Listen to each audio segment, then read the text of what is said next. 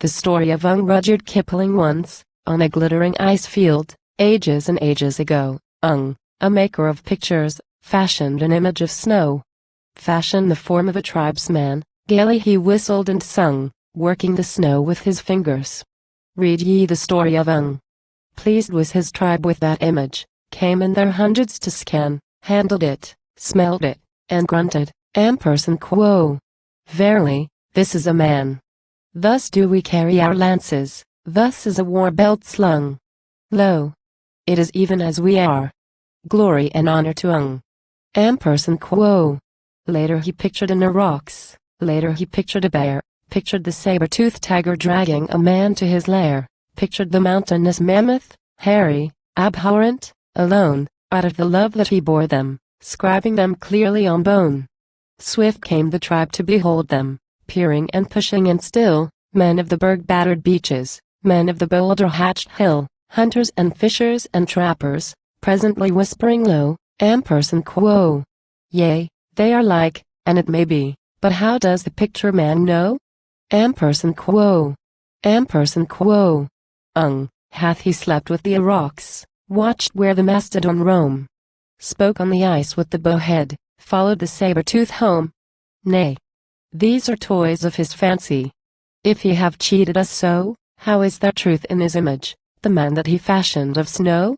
Quo. Wroth was that maker of pictures, hotly he answered the call, quo. Hunters and fishers and trappers, children and fools are ye all. Look at the beasts when ye hunt them. Quo.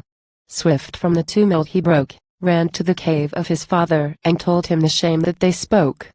And the father of gave answer, that was old and wise in the craft, maker of pictures aforetime, he leaned on his lance and laughed, quo.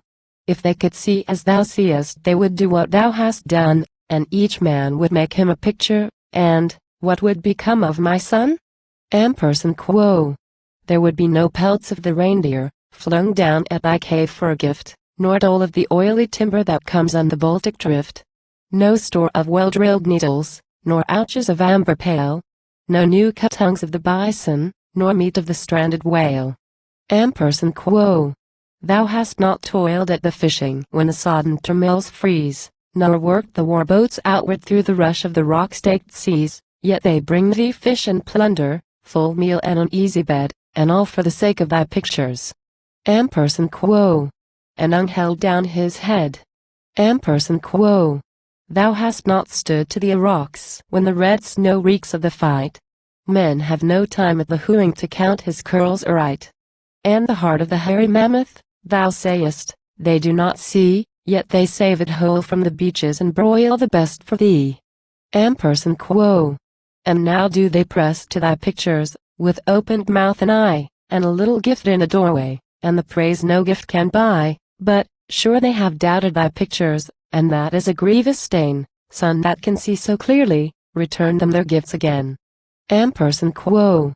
And looked down at his deerskins, their broad shell-tasseled bands, and drew downward his mitten and looked at his naked hands. And he gloved himself and departed, and he heard his father, behind, Quo. Son that can see so clearly, rejoice that thy tribe is blind. Quo. Straight on the glittering ice field, by the caves of the Lustdordone, a maker of pictures, fell to his scribing on bone even to mammoth editions. Gaily he whistled and sung, blessing his tribe for their blindness. Heed ye the story of